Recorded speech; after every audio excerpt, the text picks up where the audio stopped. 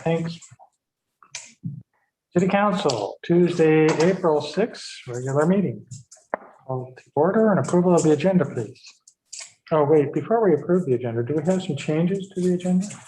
No, where there was a potential change associated with Sunset Empire. We were later contacted and said they're going to wait for the next cycle to apply for the grant that they were talking about for their new site. So go ahead. It was Moon. Yeah, we aren't doing moons tonight. Oh, is Jeff online? No. That was the email I think we sent out to Yes. council. Yes, you're correct. I'm sorry. I was looking at possibly doing a agenda addition, but also because a decision has been made previously regarding moons. We won't be talking about it tonight because it was only going to be the scope, and it'll be based on the record. And that is set for, Jen, is it for next? It's the May 4th meeting, the first meeting in May. Yes. And Jeff will be on in a little bit, and I'll ask him to talk about how the timing on all these things works. Because we have to be done by a certain time. Yeah, I thought it was the 5th of May. We gotta make the decision that night. Yeah. Next day, Yeah, clock. yeah. And we sometimes try to, combine meetings. So we'll have to decide whether, Yeah. how we'll hear it, which we don't have a Yes. choice then. Okay, so that said, I need approval of the agenda. So moved with the noted changes. Seconded, Okay, all in favor? Yes. Thank you. Now we have the consent for the minutes. Anybody have any questions on the minutes? Motion for the consent agenda. to approve the minutes of the March 2nd meeting, March 9th work session, March 15th work session with the Cannon Beach Rural Fire Department. Second. In favor? Yes. Yes. Okay, now public comment. I don't believe we have anybody. Just for general public comment, we have people for certain items, so we'll wait for that. That. Someday we'll have more public comment, but eventually. We'll move directly to our first item. Consideration of the ordinance. Bruce? You or somebody else? Yes, I'm sorry. This has to do with the farmer's market. We're asking that we do a special charge for vendors that are coming in to the farmer's market. At one time, I thought it was going to be significantly shorter, but it looks like, Jen, do you remember the dates we talked about this morning? I believe it was the June 15th. Yes. start date, is what we're looking at now. So they're looking like a month earlier than what they were before. But to try to encourage vendors to come, we're suggesting that instead of having them pay for $75 for a business license for that time frame, which is only, several weeks, that we change it to $10 to try to get them to come in as an encouragement. Questions? How much did you say? $10 was what, when we talked in here, I think I had started at 25, but then there was a general discussion, let's do what we can because it's not gonna, You're saying $10 for the whole farmer's market for the Yes. 16 weeks, $10? yes. And that's what I think I made the suggestion, Mhm. 10, but no more than 20. Right. That was for the season, just to encourage participation. Yeah, and the decision regarding potentially starting on June 15th is they're tying it to whatever Clatsop County is rated by the state at that time. And so they're saying either low or moderate, but we don't know what's going to happen in the meantime, if the rating is going to change. So I recommend that we stay with the 10. But that was the condition that they put on to starting on the 15th. So if our rating goes higher, or other words, worse, Okay. then we would be canceling that. Yes. Okay, Or at least postponing it. until yeah, postponing. lower. Well, that probably Yeah, can't. I think, yes, in my interpretation of what Mike just said, is that during that period, we would cancel, but we would continue to try to put it on.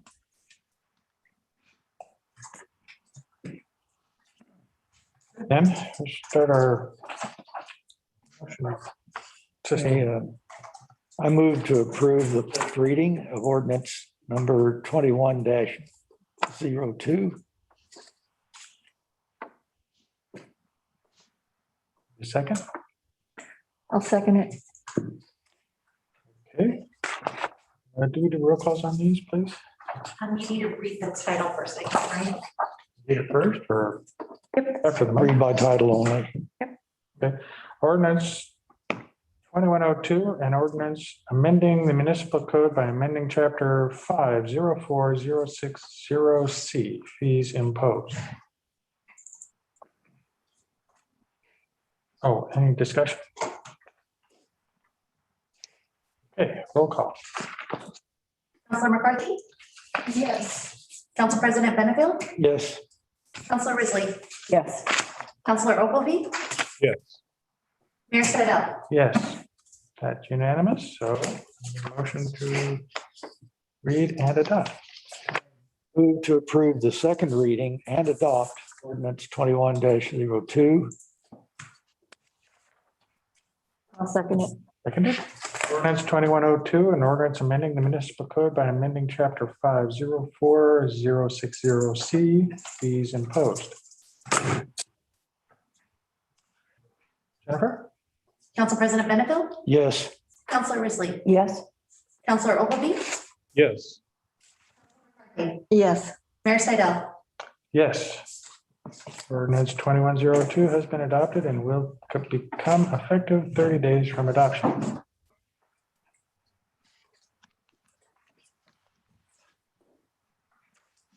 Yes, doing it that way, we actually read it like 6 times. Okay, that's done. Thank you. Now we have a set of proclamations. And I was saying earlier that it's our normal habit. I gotta find them. Hang on a minute.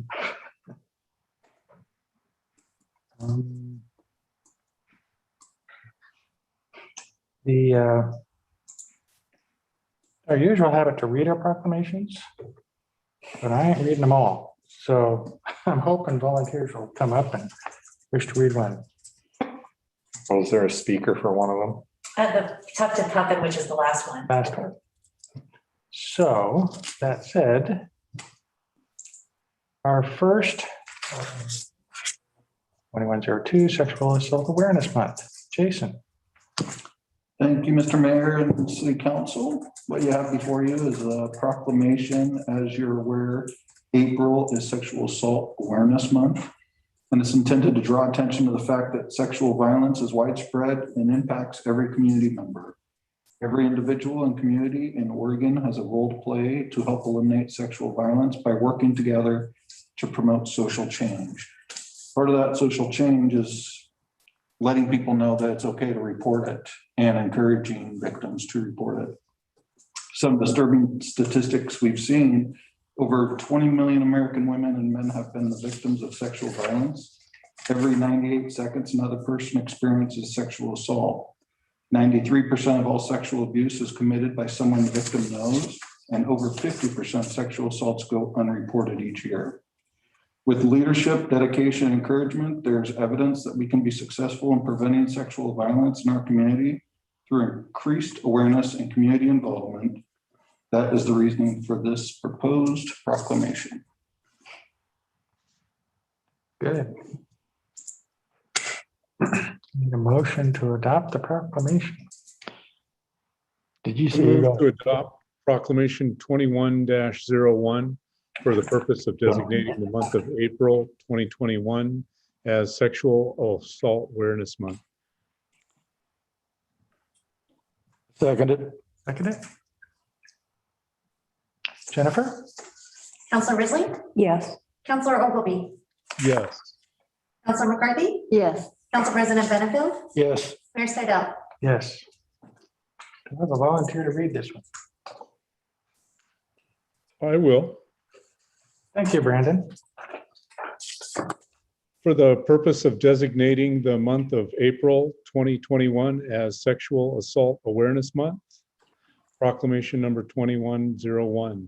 Whereas sexual assault affects Oregonians every day, whether as a victim or survivor or as a family member, friend, partner, neighbor, employer, or co-worker of a survivor, and whereas Oregonians of all gender identities experience sexual violence, including an estimated 1 in 4 adult women who has been the victim of rape and nearly 1 in 5 men who has experienced sexual violence in their lifetime. And whereas certain populations in Oregon experience much higher rates of sexual violence due to systemic oppression and inequity. And whereas compassionate, courageous, and dedicated individuals, local organizations, and other partners have provided services and support for victims and survivors and worked to prevent sexual violence for decades. And whereas sexual violence is preventable and all communities are strengthened. Pardon me, I slipped my screen here. Whereas sexual violence is preventable and all communities are strengthened by encouraging healthy, nonviolent interactions, relationships, and social norms. And whereas every individual and community in Oregon has a role to play to help eliminate sexual violence by working together to promote social change. Now therefore be it resolved that the City Council, the Common Council of Cannon Beach does hereby proclaim the month of April 2021 to be Sexual Assault Awareness Month and asks all citizens to join advocates and communities across the country in playing an active role to prevent sexual violence. Thank you, Brandon. Oh, you're welcome. I'll move on to our next one, proclamation for National Child Abuse Prevention Month. Jason? All right. Every child in Cannon Beach and beyond deserves a happy, healthy childhood free from abuse and neglect. In 2017, in Clatsop County alone, over 130 children were victims of abuse and neglect as determined by the courts. This number represents the tip of the iceberg, with many more children suffering unnoticed. Child abuse prevention is an investment in the future for our communities. What it means is paying attention to what is happening in our towns. It means addressing the opioid epidemic and taking care of people who parent alone, helping parents who are in violent relationships, and helping parents who struggle with mental health problems. And it means making sure our families have a place to call home. A homeless parent is much less likely to be able to provide safe care for children. Child abuse is not acceptable in Cannon Beach, Clatsop County, or our society as a whole, and it can be prevented. Clatsop Court-appointed Special Advocates CASA program has asked that the City of Cannon Beach support the prevention of child abuse by proclaiming the month of April as Child Abuse Prevention Month. On a side note, I did have a meeting today for a new partnership we're doing with Resilient Clatsop County, and one of the things that we found out is Clatsop County more prevalent nationally and state rates of reported abuse and neglect just in our area. So it's certainly something that we're working on, and part of that meeting today was developing a partnership with the schools and I guess services, Department of Human Services.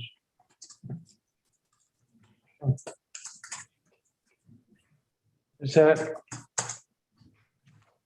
it a positive that we have more reported, or a negative that we just have more?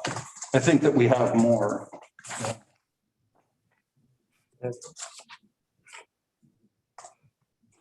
Okay, I need a motion on that. I move to adopt proclamation 21-03 for the purpose of designating the month of April 2021 as Child Abuse Prevention Month. I'll second it. Jennifer? Counselor Ogilvy, Yes. Counselor McCarthy, Yes. Council President Benefield, Yes. Counselor Risley, Yes. Mayor Stidell. Yes. Do I have a volunteer to read this one? Oh, For the purpose of designating the month of April 2021 as Child Abuse Prevention Month, proclamation number 21-02. Whereas every child is precious and deserves to grow up in a healthy, safe, nurturing environment free from the dangers and harmful effects of child abuse and neglect. And whereas child abuse and neglect impacts our entire society and can cause traumatic, psychological, emotional, physical harm, resulting in long-term economic and societal costs. And whereas child-focused prevention and intervention programs offer positive alternatives and outcomes for children and encourage families to develop strong, durable ties to their communities. And whereas child abuse prevention succeeds through partnerships among parents, child welfare agencies, mental and physical care providers, law enforcement agencies, churches, businesses, and community members by fostering loving, supportive, and violence-free homes. And whereas all citizens need to be more aware of the effects of child abuse, neglect, and prevention in order to encourage healthy parenting in healthy communities. Now therefore be it resolved that the Common Council of Cannon Beach does hereby proclaim the month of April 2021 to be Child Abuse Prevention Month in the city of Cannon Beach. Please call on Kelly first. Thank you, Nancy. We'll go to our next one. Consideration for Arbor Day. Karen. Council members, as you know, Cannon Beach has a Tree City USA designation by the Arbor Day Foundation in honor of its commitment to effective urban forest management. We are one of the more than 3,400 Tree City USAs. The Tree City USA program is sponsored by the Arbor Day Foundation in partnership with the U.S. Forest Service and the National Association of State Foresters. National Arbor Day this year is April 30th, and Arbor Day activities will be included in the modified version of the 12 Days of Earth festivities in Cannon Beach. The annual tree planting ceremony will be during the 12 Days of Earth Day festivities. Staff recommendation is to adopt the proclamation. Do I have a motion? I move to adopt proclamation 21-03 for the purpose of proclaiming April 30th, 2021 as Arbor Day in the city of Cannon Beach. Your second. different numbers than I am. Yeah, 2104. And the last one, you said 02, it was 03. So I've got proclamation 21-03 for the purpose. It's an amended packet where I updated the numbers. Oh, okay. And so when I sent out the amended packet, I just said, please remember if you've already downloaded the other one, because this would replace it. So if we're not on the. Fixed it. Here it is. Yeah, I know. I think this one's supposed to be 2104. Yeah, Arbor Day should be 2104. I second it. Yeah, it's been. I'm not gonna make the motion. Council McCarthy, Yes. Council President Benefield, Yes. Council Risley, Yes. Councilor Ogilvy, Yes. Mayor Snyder. Yes, and I will read this one. For the purpose of proclaiming April 30th, 2021 as Arbor Day in the city of Cannon Beach. Whereas in 1872, J. Sterling Morton proposed to the Nebraska Board of Agriculture that a special day be set aside for the planting of trees. And whereas the holiday called Arbor Day was first observed with the planting of more than 1 million trees in Nebraska. Whereas Arbor Day is now observed throughout the nation, and whereas trees can reduce the erosion of our precious topsoil by wind and water, lower our heating and cooling costs, moderate the temperature, clean the air, produce oxygen, and provide habitat for wildlife. And whereas trees are a renewable resource, giving us paper, wood for our homes, fuels for our fires, and countless other wood products. And whereas trees in our city increase property values, enhance the economic vitality of business areas, and beautify our community.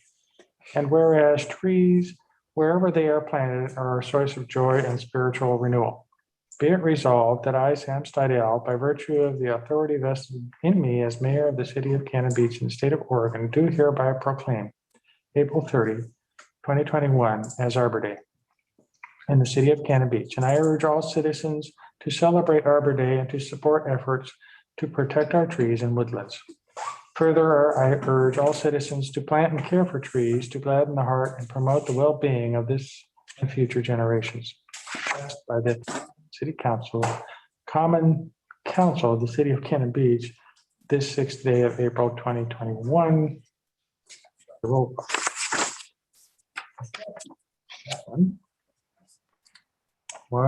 Two more. Earth Day, Karen. Thank you. April 22nd, 2021 marks the 51st year of the Earth Day celebration. As part of the Earth Day celebration each year, the Parks and Community Services Committee coordinates the 12 Days of Earth Day event to educate the community and visitors about the unique, complex coastal environment and ecosystem of the area. We would like to take this opportunity to acknowledge and recognize Earth Day and the work the Parks and Community Services Committee and volunteers have done to continue the tradition of the 12 Days of Earth. Staff recommendation is to adopt this proclamation. Good. Need a motion? I move to adopt proclamation 21-05 for the purpose of proclaiming April 22nd, 2021 as Earth Day in the city of Cannon Beach. Second. Jennifer? Council President Benefield, Yes. Councilor Risley, Yes. Councilor Ogilvy, Yes. Councilor McCarthy, Yes. Mayor Stidell. Yes. I have a volunteer for this one. This is written for you. Me? I, Sam Stidell. Okay. You can't get out of it. For the purpose of proclaiming April 22, 2021 as Earth Day in the city of Cannon Beach. Whereas the first Earth Day was enacted in 1970 and engaged over 20 million Americans to advocate for a cleaner environment. And whereas April 22 marks 51 years of Earth Day, and whereas Earth Day now has become a worldwide event and has highlighted some of the most critical environmental issues on the world stage. And whereas all species may play a unique role in the complex web of life and contribute, I'm steaming up here, contribute to the economic systems, ecosystems services on which all life on Earth depends. And hence protecting our species is crucial to the survival of this planet and its inhabitants. And whereas the Parks and Community Services Committee has played an integral role to educate the community and visitors about the unique, complex coastal environment and ecosystem of the area by coordinating the celebration of Earth Day through a 12-day program of education and community activities.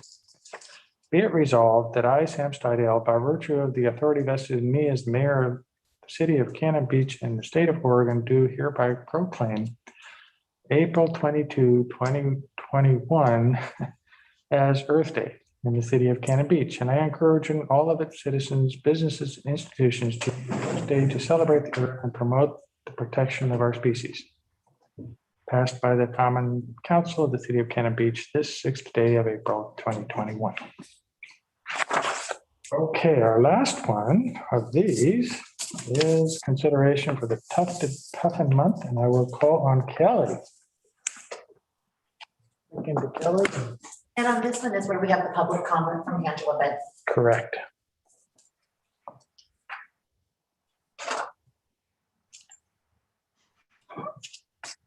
All right, thank you. Hi, Okay. Kelly. Hi. Every year, the Friends of Haystack Rock work with and support a variety of different partner organizations, including our own city-sponsored Haystack Rock Awareness Program to educate the public about the intertidal life and bird life at Haystack Rock, to support research on priority species such as the tufted puffin, and to advocate for protections of this wildlife and natural habitat. The tufted puffins have been breeding on Haystack Rock for many decades, and generations of Cannon Beach residents and visitors have enjoyed watching them fly from the ocean with their bills stuffed with fish to feed their young pufflings. Unfortunately, due to a variety of human and natural factors, the populations of tufted puffins at Haystack Rock has been in decline. Similar declines have been observed through the breeding populations in Oregon, Washington, and California over the last several decades. The Friends of Haystack Rock have declared 2021 as the year of the tufted puffin and have offered events to educate the public about the species and the challenges that they face, as well as work towards management programs to help protect the tufted puffins. There are beach cleanups, online lectures, and social media campaigns.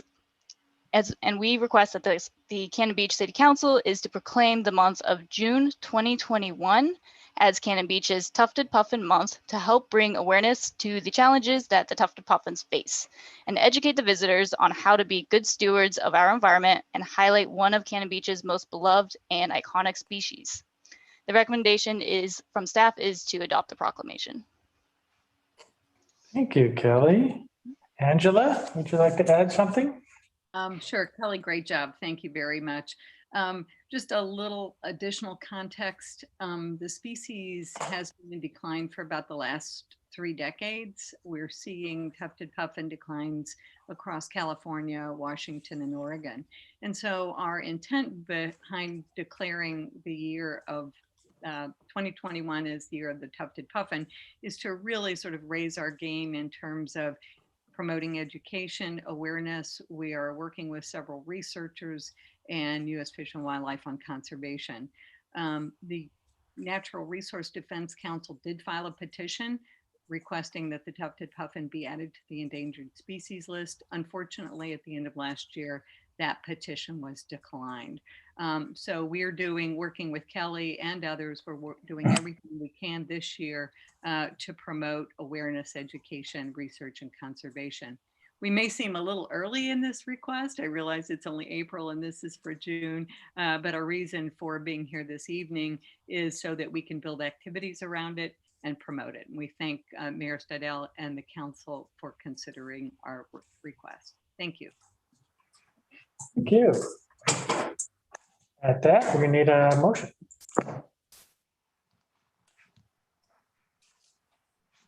From one of us.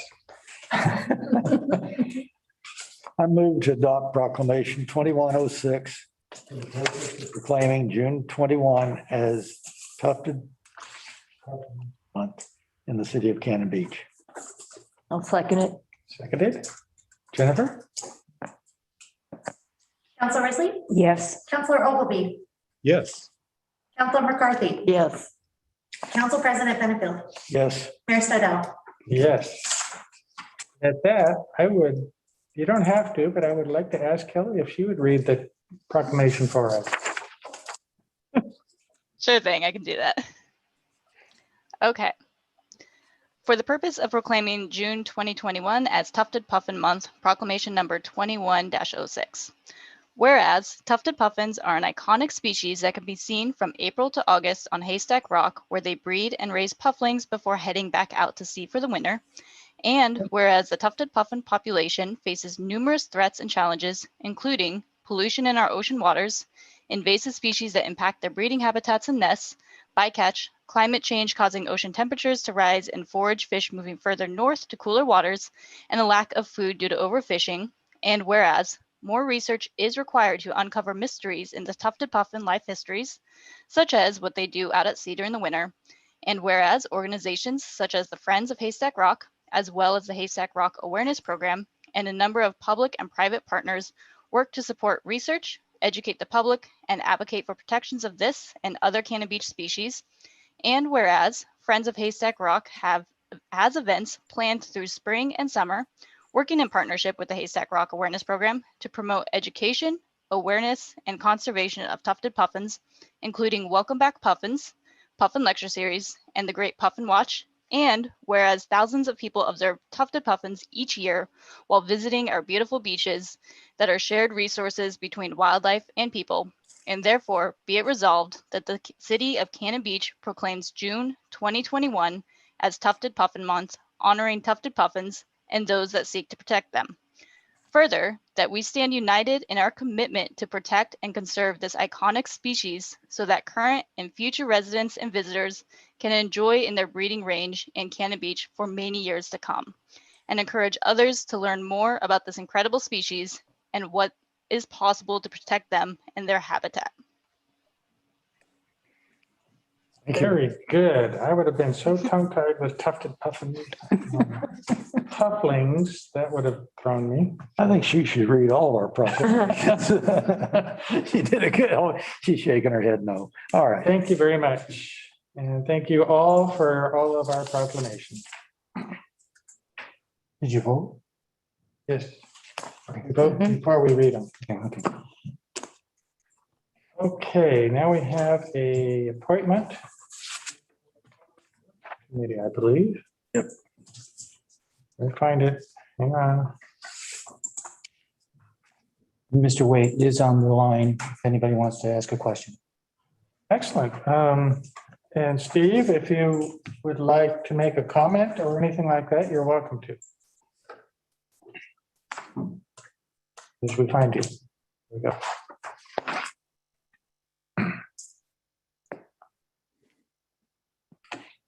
You muted? He's muted. You're still muted if you want to. You might not want to.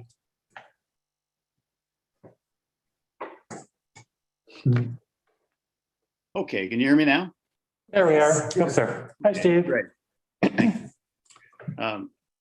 Mayor and city council members, I really appreciate you considering my application. I feel it would be an honor to serve on the Public Works Committee.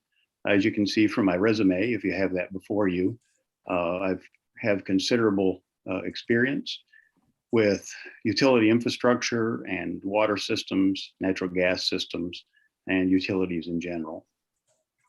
Do you have any questions of me? It's a very impressive resume. Yeah. I think you'd Thank be you. an excellent asset to the committee. Fit right in. Thank you very much. So We do have to vote him in. one only, so So do we still have to do a roll call vote for sure. them to vote, or can they just make a motion to appoint him? You can make a motion to appoint. Okay. So if somebody would make a motion to appoint, that'll be our vote. I move to appoint Steve Waite to the Public Works Committee. Second, Seconded. Okay, Jennifer? Okay, Councilor Ogilvy, Yes. Councilor McCarthy, Yes. Council President Benefield, Yes. Councilor Risley, yes, Mayor Stidel. Yes. Thank you, Steve, for stepping up. yeah. Thank you very much. Appreciate Thank your you. time. Look forward to working with the committee members. Good. Thank you. Okay, that jumps right into our next item, which has been delayed. So jump to number 10. Sam, would you like to have Jeff kind of talk through the timeline issues? If he's here, great. Yeah. It's on the phone. Yeah. Didn't know he was here. Jeff, if you talk about some of the challenges we have for trying to meet timelines.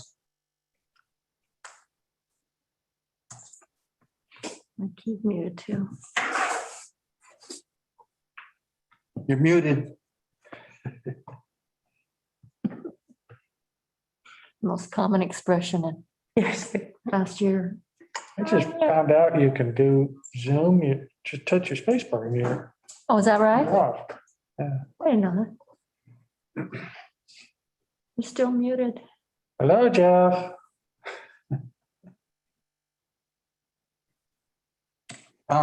He can do it the next meeting. Or if he figures it out, we'll. He still has to speak up to the other one that we have, so. Okay, we'll jump to number 10. Application for waiver from requirement to remove an encroachment. I believe that's Karen. Hello? Oh, there he I is. can hear you, Jeff. Good, all right. Step back for a minute. Sorry, I was on my regular phone and then it clicked me over into Zoom and so it wouldn't let me do the *6. So sorry about that. Is that going to affect your PowerPoint? Yeah. So first off, I just want to say tufted puffin, okay?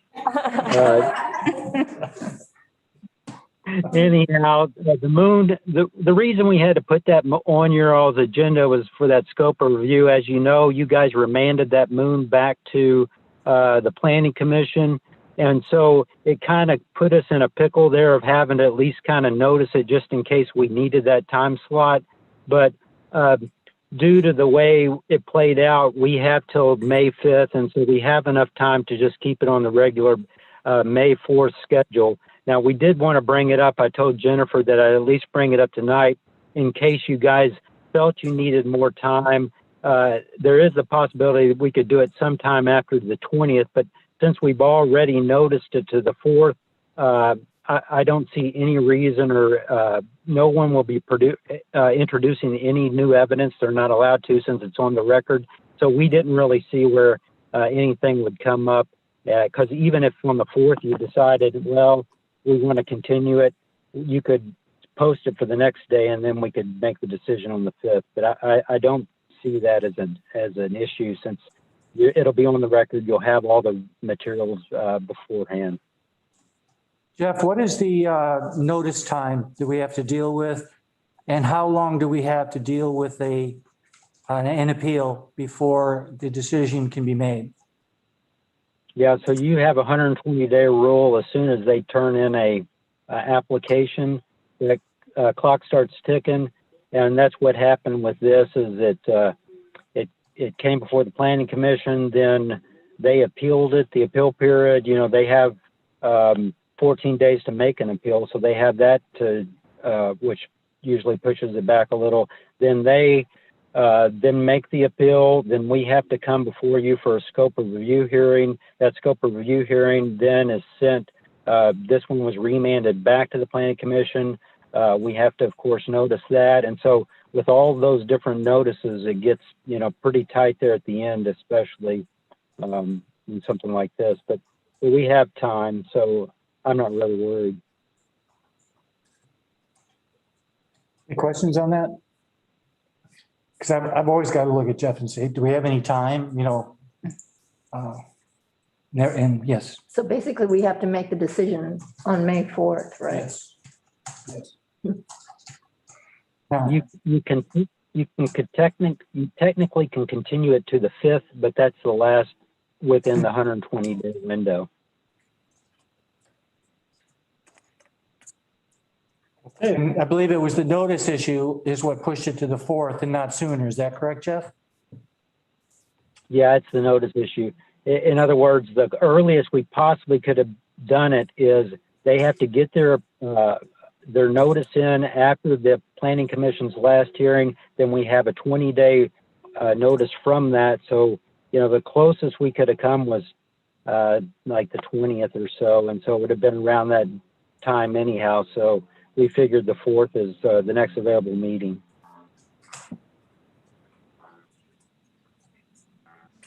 Any questions for Jeff? Okay. The other Thank you, Jeff.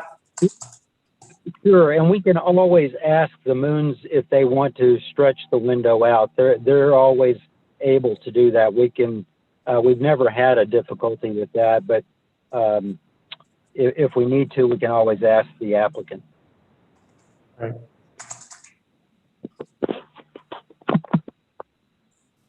Okay. That done, I think we can move to number 10.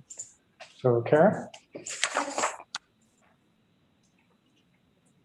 Tonight's discussion regarding the encroachment waiver application that's before you is a carryover from last month's work session. Council asked staff for further analysis to assist with their consideration of this waiver application. To recap, homeowners at 3678 Pacific Street constructed a 24-foot by 24-foot cobblestone parking pad in the city's right-of-way. This was constructed without permit or the city's knowledge until almost complete. Homeowners David Slansky and Susan Tompkins have filed a waiver application asking that although built without a permit and directly over the top of critical city infrastructure, that they be allowed to keep it in place. Further analysis of the city municipal code states that council may consider waiver applications. However, specific criteria within the code must be met.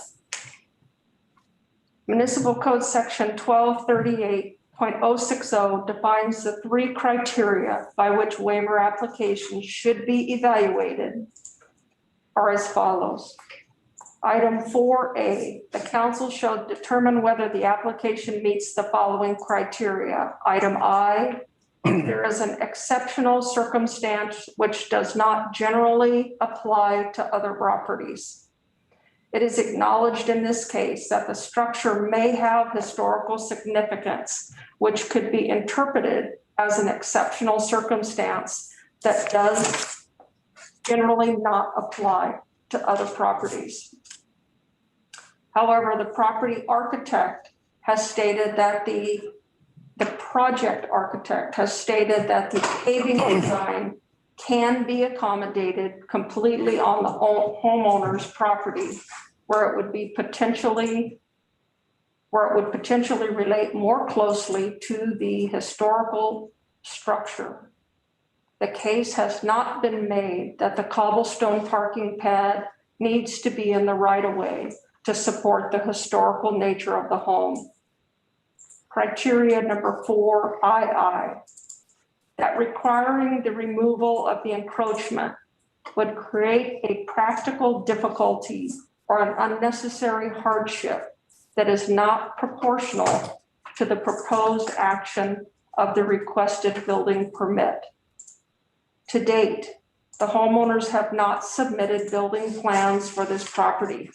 However, at the point that they do, unless this encroachment has been resolved, the building plans would not be approved per Municipal Code 12.38.050. And secondly, the homeowners have not proved a practical difficulty or an unnecessary hardship. Staff recognizes that it may require a cost or additional labor to move the cobblestones back onto their property. However, this would not be any different than what other homeowners have had to do. Criteria number 4B, that granting the request will not adversely affect the ability of the city to utilize the right-of-way or adversely affect adjacent property. First, let me say that approval of this waiver and the precedents that it could set will definitely impact the city's ability to access the right-of-way in those instances when utility repairs are necessary. We typically arrive on scene prepared to cut asphalt to get access to the ground below, or start digging in the compacted dirt, which is the other driveway apron option allowed by the code. If the jurisdiction for approval of this particular waiver is that the city has the large equipment it needs to remove the cobblestones to get to the utilities in front of the property, the same argument could be made for many other types of encroachments. Staff has serious concerns about the precedents that would be set if this criteria is used to approve this waiver. The ability to facilitate removal of obstructions with large equipment can also apply to hedges, structures, flower beds, fences, large boulders, decks, or yard statuary, all of which have ended up being relocated by owners in similar cases. Dealing with the right-of-way issues can be difficult and controversial. There have been numerous instances in which staff enforce the right-of-way standards for the code, where the property owners were quite upset at being told they would have to remove obstructions. In each case, they were told that they could apply for a waiver, but apparently decided not to do so after they found that they could not meet the code criteria. They often spent thousands of dollars removing objects or plantings that they had spent even more money on having installed without a permit in advance.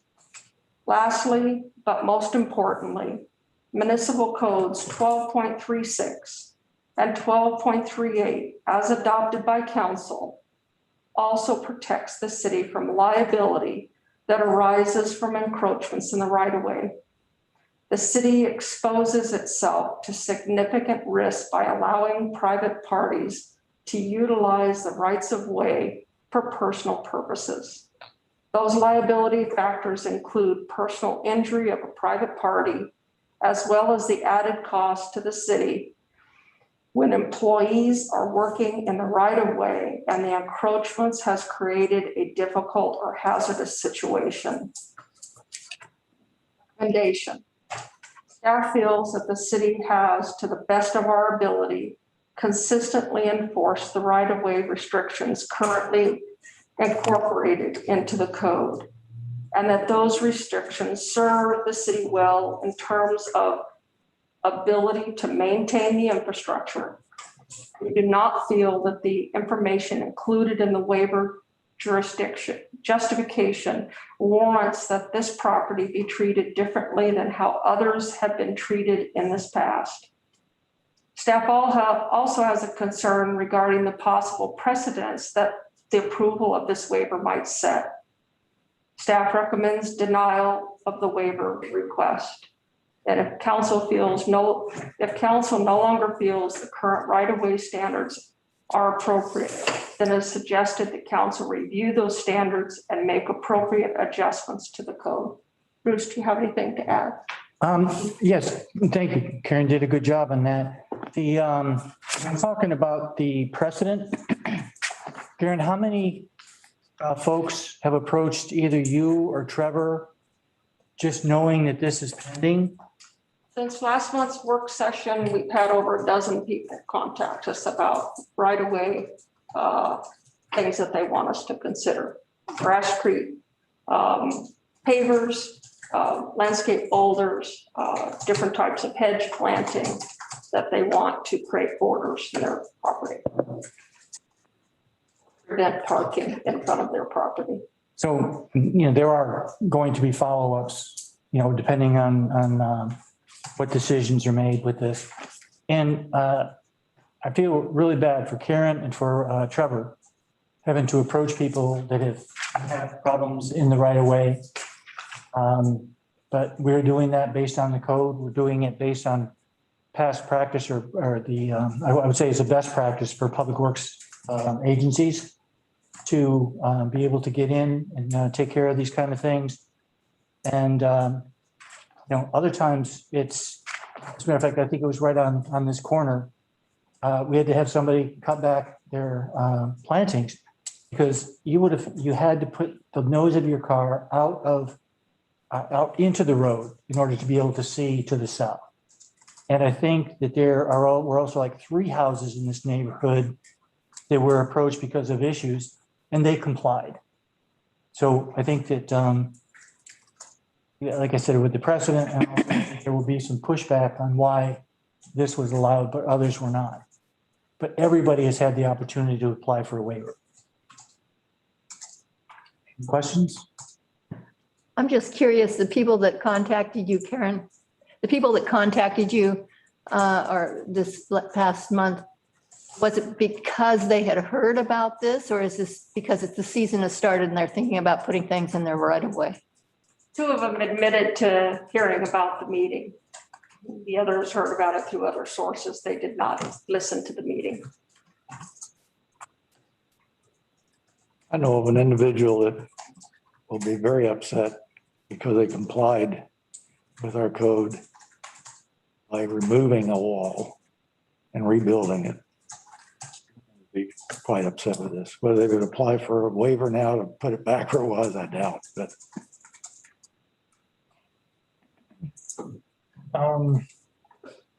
I guess I was the strong naysayer last time, and I kind of still am.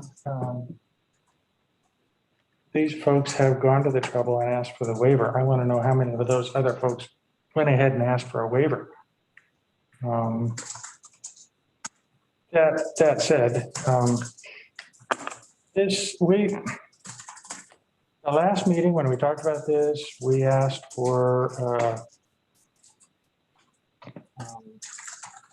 conditions, appropriate conditions. And all I'm hearing is an argument against doing this. So I don't think what we asked for was done. I don't hear any positive ideas. I just hear, let's not do this. I'm sorry. I think there are reasons to allow some of this. I think it's the aesthetic. I think it's the remote portions of our community that have green spaces that we're not using. That could be addressed appreciatively. As long as everybody knows that if the backhoe comes in and digs it up, it's going to happen. That to me is, totally appropriate. Some of the things that Karen listed are to me obvious. You don't build a deck. You don't put boulders out there that are impossible to move. Some do. There are, both of those conditions exist. I understand that. And they need to know that those don't work. But I think we should look at the pavers is such a simple solution for a nice treatment, far better than concrete or blacktop. So that's why I would think it would be a much better material. It is nothing more than compacted earth. You just move some pavers and you dig. I don't see why this has even gotten to be such a difficult project. And Mr. Mayor and Council, it was not my intent to ignore your request about the encroachment liability or conditions, if you will. I felt it was important to highlight to you the criteria that the code that you've established allows you to make decisions on something like this prior to you making moves to actually change the code and modify it that would be more lenient going forward.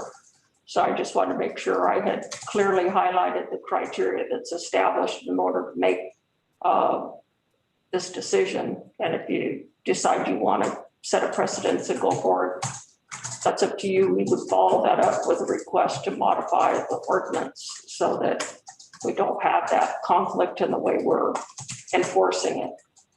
Sam, we did look at what you asked for. And that's what came out, the comments in this staff report, because when we looked at it, if we're going to use heavy equipment, we could tear down a fence, we could pull up plants, we could do, all of those things. And so with that, it's like, then there's no point in adding that criteria, because everybody that wanted to do anything would come to you and say, well, you could take care of this with a backhoe and you've done it before. And so what happens is that we're really not going to be protecting the right of way. We'll go in and be able to go ahead and pull obstructions out. But also you have years of people that have complied with this because that was the law of the land. And we've been enforcing that. So if you're going to change it, I would say that, you need to pretty much just tell us that we'll be approaching any of these situations, with a backhoe or whatever. And then just have something in the code that says, if they come in and rip it out, it's on you. But we will have a lot of people coming in right away saying, I did what I was supposed to do. What's the difference here? That was why we suggested that, and it doesn't meet the criteria. So I don't know how you would make it apply based on the criteria. Well, I think that staff has made a compelling argument. And I also believe that any changes or conditions, it's not incumbent on staff to suggest those things. They're following our ordinances. It'd be incumbent on the council to make those recommendations and then change, either grant the waiver and or change the ordinances to comply with that. I think the arguments have been made. I think they're well-founded. And frankly, I'd like to make a motion. Sam, I recused myself last time and I was just waiting for a minute where I could do it again. I haven't been able to. So anyway, I'm going to. Thank you.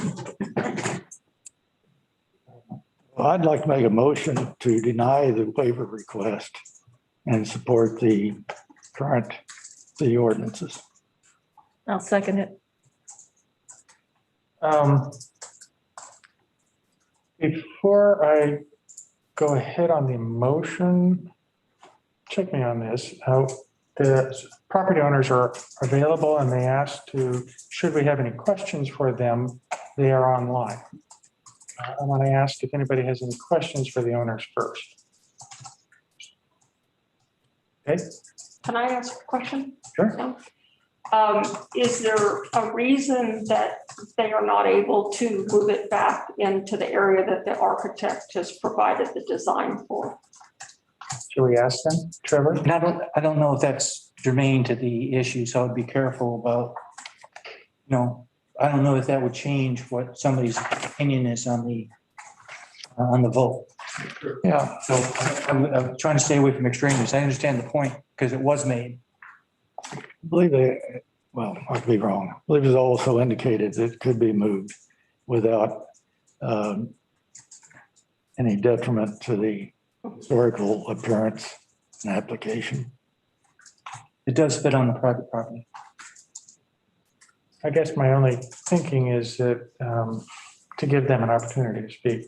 So go ahead and let's just ask them.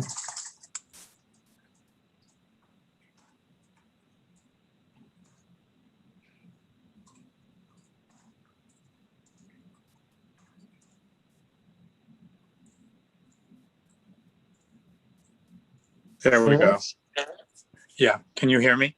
Hi, David. Yes, we can. Thank you. Thank you. Thank you for your thoughtful consideration and time. Moving it would be difficult with trees and tree roots further back on the property as far as doing that. But to some of the previous discussion from last meeting, I just wanted to make clear that we would be okay with conditions, be it ones that clarify indemnifying the city, and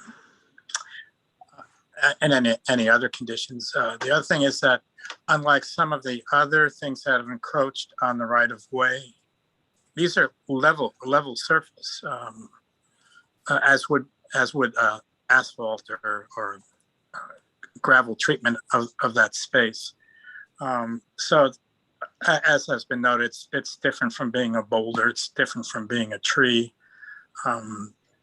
And they're not permanently in place. I mean, trees can be dug out by a backhoe, sure, pretty easily, but they have roots. These have nothing except setting on the sand and gravel that's underneath them.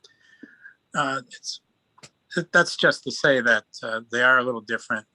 They are unique. They do have an aesthetic value. And we completely understand that if work had to be done there, that it's got to go. The stones have to go, and that would be our responsibility to deal with that. Excuse me, I guess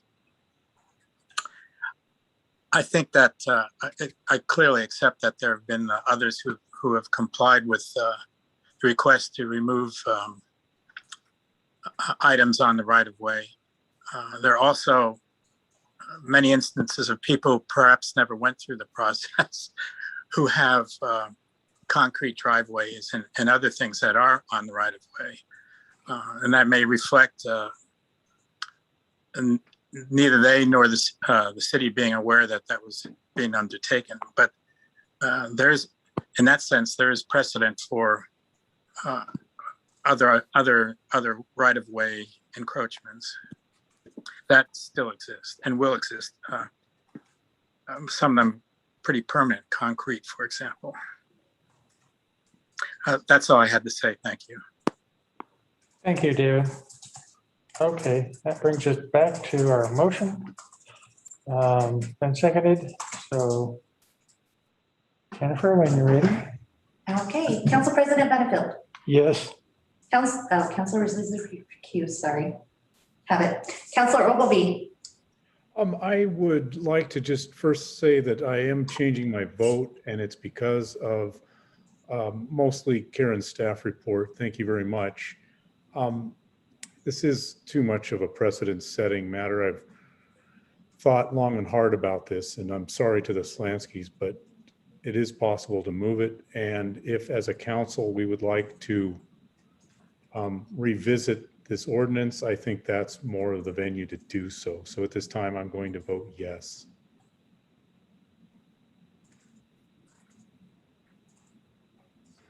Okay, so his vote here. Councilor McCarthy. Yes. Mayor Stida. Yeah, no, sorry. Okay. So motion fails or passes, sorry, passes. So there we go.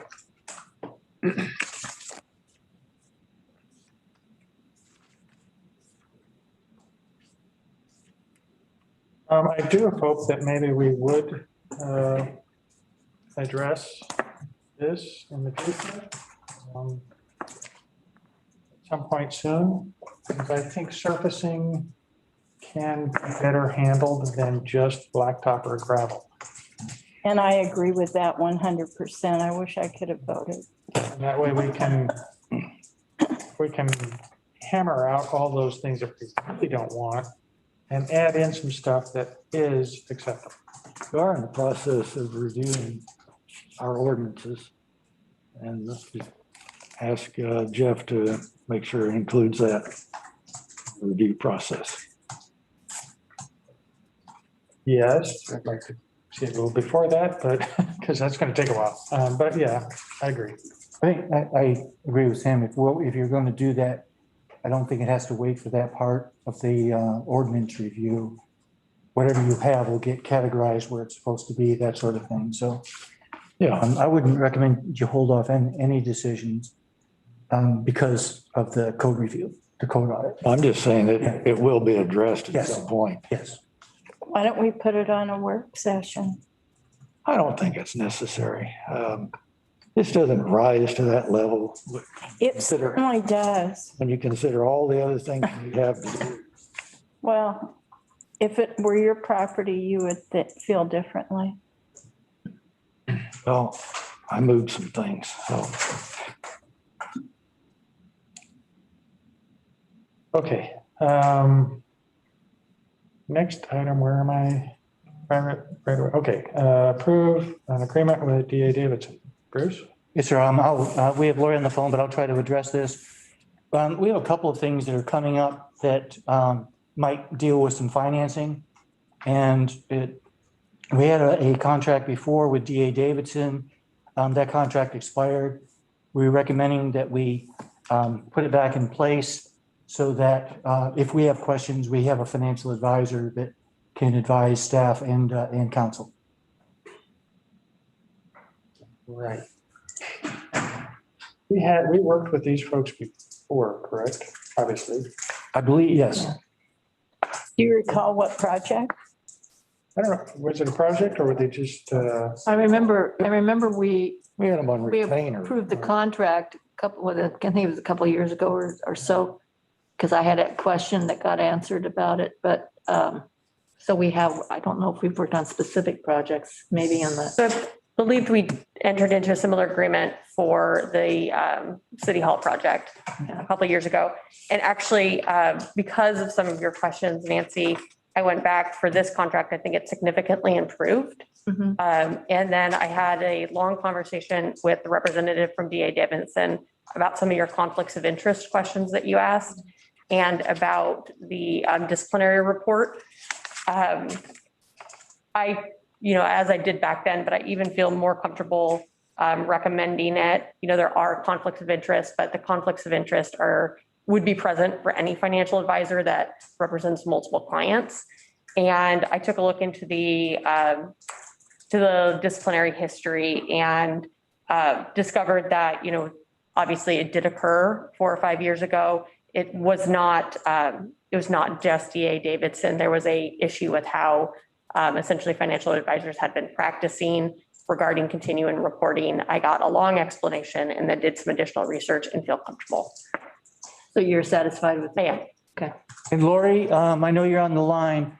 I know that we do answer Counselor Risley's question. I know that we worked with them on City Hall, but were they involved with anything else financially prior to the past 3 years? No. She's muted. She's probably working on it. You need to unmute, Lori. She's probably saying, I am. Hello, good evening, Mayor, councilors. Yes, it was the City Hall project that we initially contracted with DA Davidson. Thank you. I believe we had a totally different company when we did the 800 acres, but Yeah. that was a while ago. I didn't know if they were involved. Yeah. That's all right. So this 15 to 20,000 is just to have them Are they on retainer? on retainer? Ashley, And to assist us with a public offering to sell bonds, if that is the council's desire for financing of the Cannon Beach Elementary.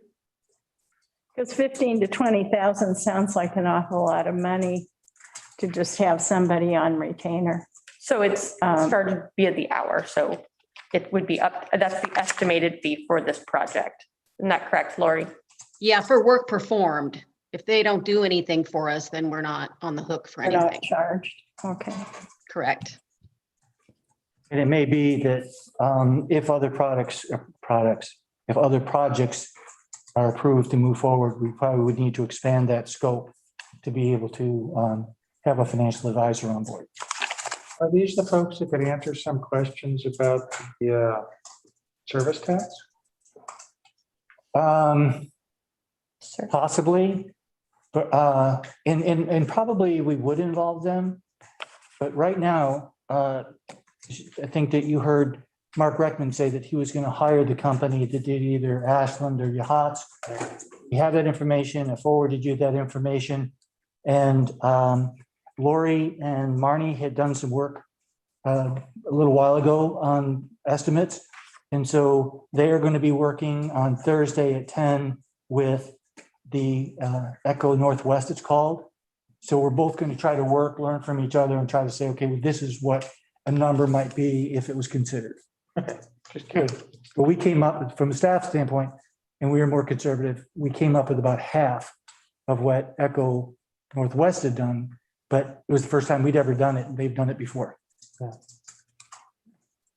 Okay, any other questions about the DA Davidson? Would they be, would we be using them if we get any more loans or anything for our other projects that we're doing?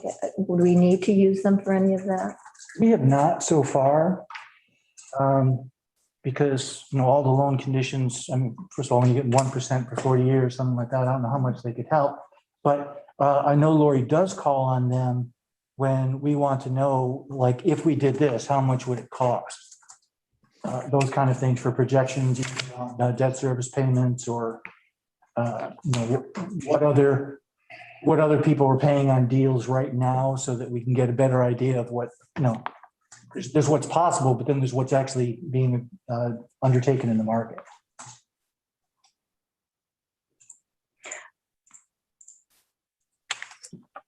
And this just gives staff somebody to go to, the capabilities that we have. Right. So I'm not on the right page for this. Do we need a motion for this, or? Yeah, recommended. Thank you. I could make a motion. I move to approve the municipal advisor agreement and municipal advisor disclosure statement with DA Davidson and Company, and approve the city manager to sign all required documents. Seconded. Questions or comments? I just am wondering about how we're expecting to, hire a consultant when we don't even know the scope of the work that we're wanting to do. And we talk so much about fundraising and grants.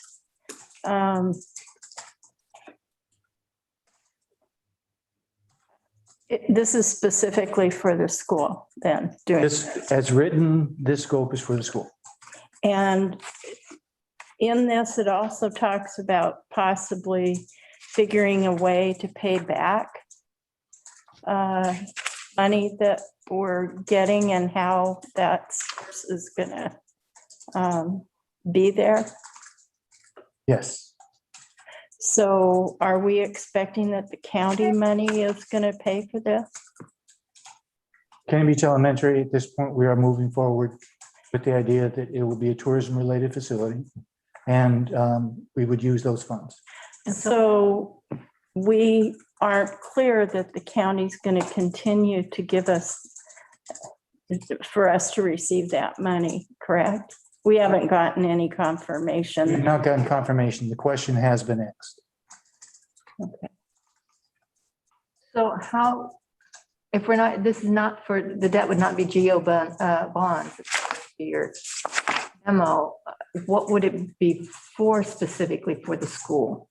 Well, we don't know. It could be for GO bonds, and we use the TLT money to pay the debt service. It could be a bank loan. So we don't know, and I don't know which is the best one. So that's why we want to have somebody like D.A. Davidson on there to be able to ask that kind of question. Yeah, my sense of this is, yes, this is a consultant, but if the consultant who helps us answer the questions that we have to get started.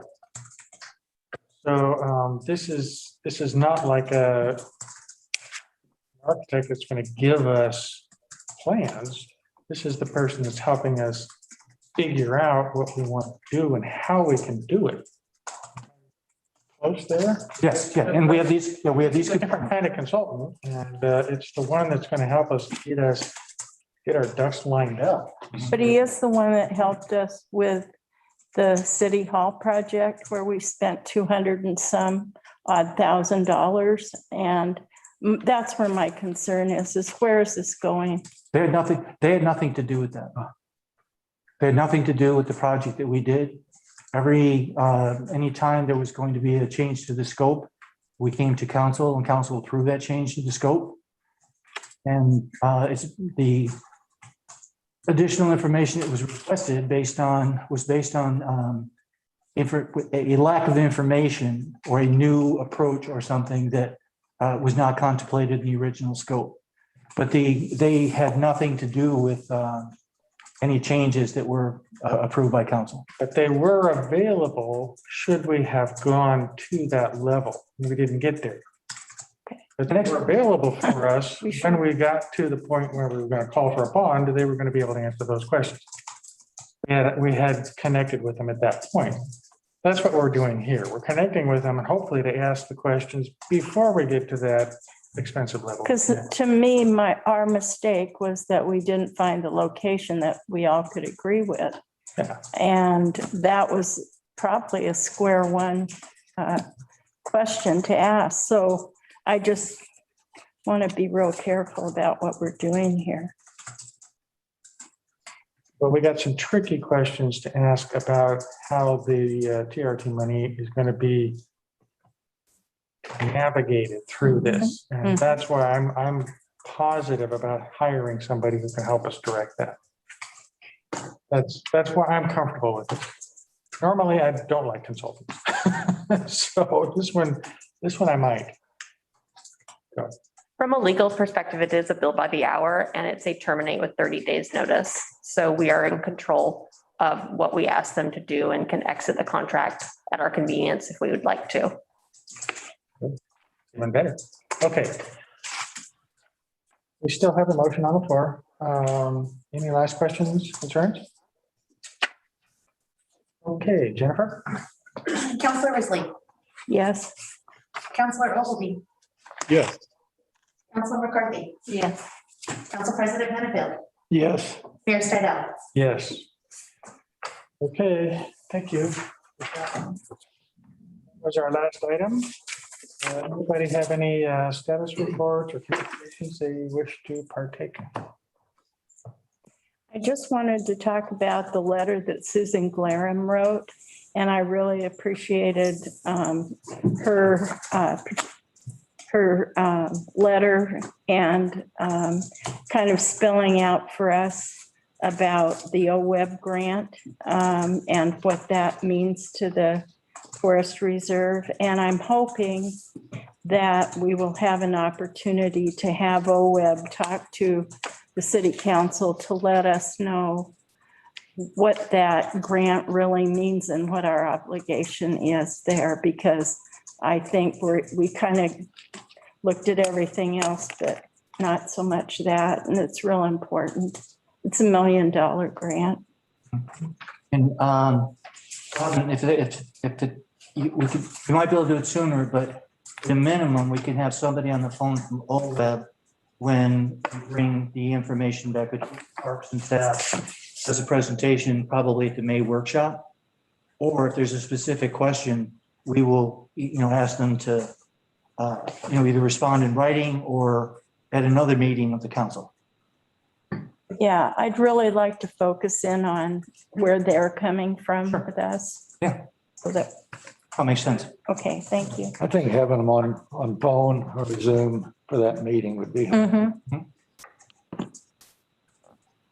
I would say different item is just to say that we got our, as Karen stated, when we got the Arbor Day proclamation, but we got an official letter from the Tree City USA thanking us and congratulating us for earning our recognition. So, and just as a little anecdote, I would like to add, the other day, there was a family walking by in front of the gallery. It was nice enough that I could be sitting out on the porch. And the dad was explaining to the very talkative little girl what was happening up in the hills. And he was trying to explain what a clear cut was. And her very pertinent response was, where do all the animals go? Where did the what? Where do all the animals go? Oh, yeah, good question. I thought that was very astute. Yes. So Arbor Day, there we go. Okay, anything else for good of the order? Good of the order for me is like a PowerPoint project. No. It's just a chance to go ahead and talk about some things. Council is aware of, I want everybody else to know that the American Recovery Plan that is coming up, the city put in over $30 million in projects. And a good portion of those are shovel ready, which is one of the qualifications they're looking for. Anybody has any contacts at the state, this is going to be vetted, I think, by the House on Friday, I think. So if anybody can go ahead and speak on our behalf, it'd be great. Another thing is that been talking to Coaster Theater and to Paul Duber, who put on Busker Happy Hour last year. And we're going to be doing Busker again every other Thursday. And a Coaster is going to do 9 straight weekends, Friday and Saturday, for it's going to be 2 plays. One is going to be Shakespeare, and then the other one is going to be a murder mystery. And so one weekend it'll be Shakespeare, the other one a murder mystery. And we're going to be working with, I'm not sure exactly how to do this, but to get restaurants to be able, the city will be not involved with this part, but to have restaurants able to provide boxed dinners, lunches, whatever you want to call it, in advance, so that you can pick things up and go. And we're actually, this is Paul's idea, to change it from like 5 or 6 to change it to 4, so that preparation of the boxes would not compete with preparation for dinner. So try to get, as many things out the door for the local restaurants, up to them whether they want to participate. And those 2 events are being sponsored by the city. And so we are going to be doing a lot of logistics to help with making that happen. I am incredibly excited, especially about the plays. Are we considering adding some trash? Yes. Receptacles? Yeah, staff is meeting tomorrow after our workshop, Idea. and that'll be one of the items that we'll do.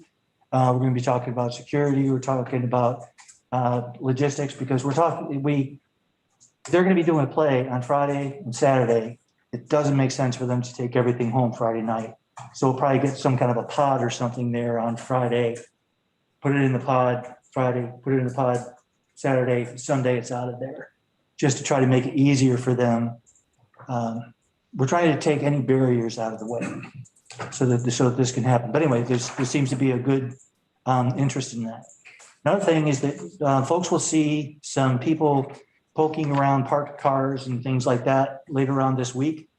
And that has to do with the parking study. So that is actually starting this week. And then the final item, I told you I was going to ask you this, and that is the workshop that we had scheduled. A lot of things are on a time schedule.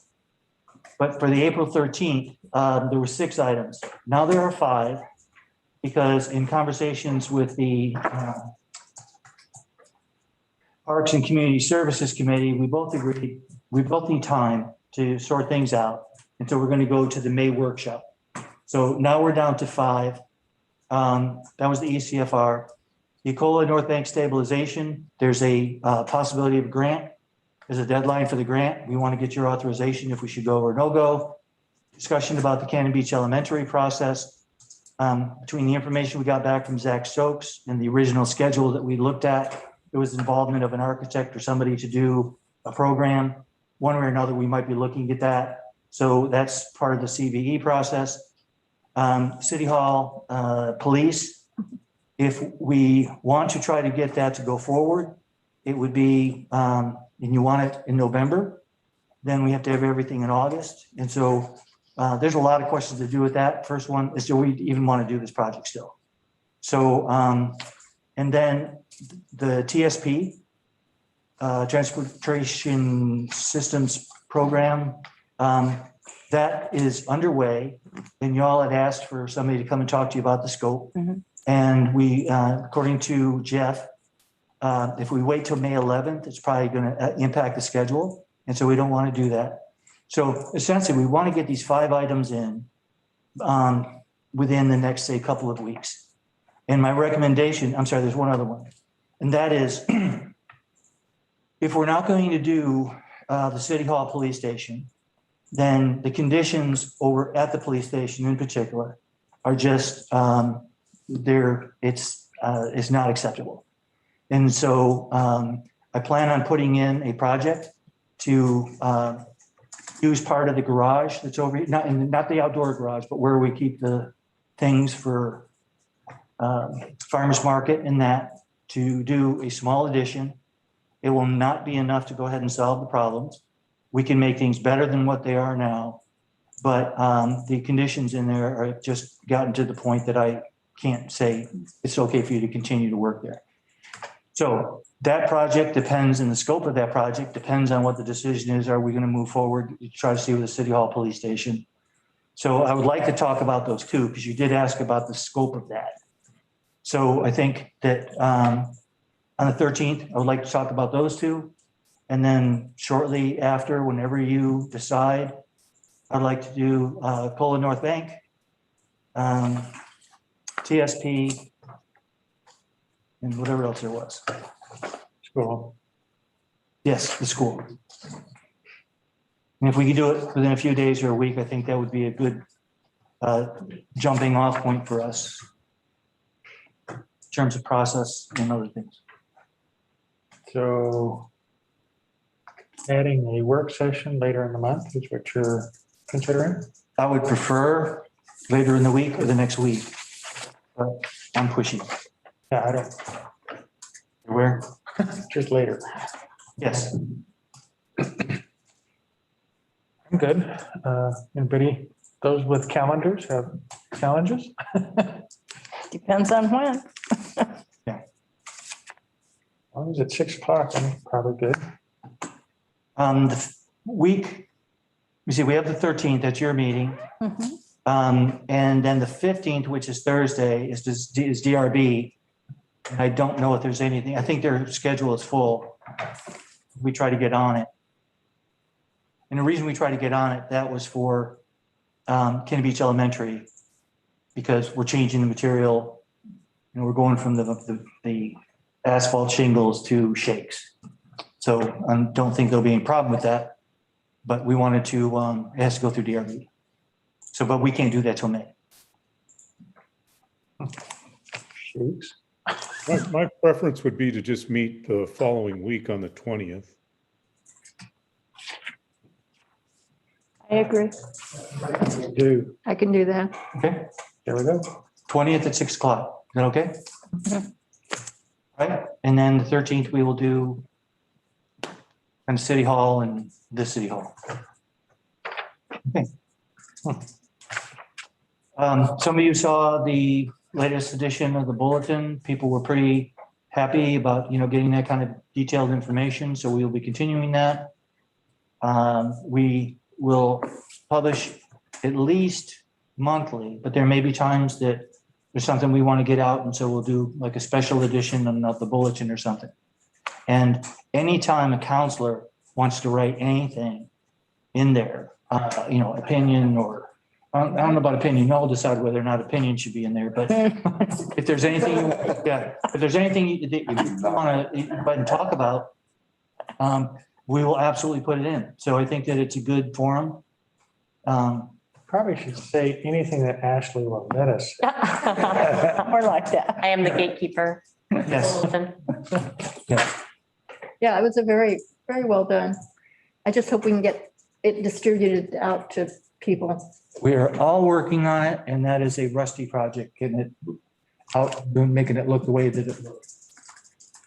Well, there was one thing that I had a question about. It said the Blue Ribbon Committee 100% approved of the city council or the city hall. And I don't think I agree with that as a last determination. I don't think that's exactly what happened. That's what they voted on. They voted. I'll bring to you what I feel was said. I'll do that. They did vote, and it was 11. Okay. Okay. Last call for good of the order. Your chance, Jason, to say something really good. Okay, we are adjourned. All right, thanks. Thank you all. Good night. Yes.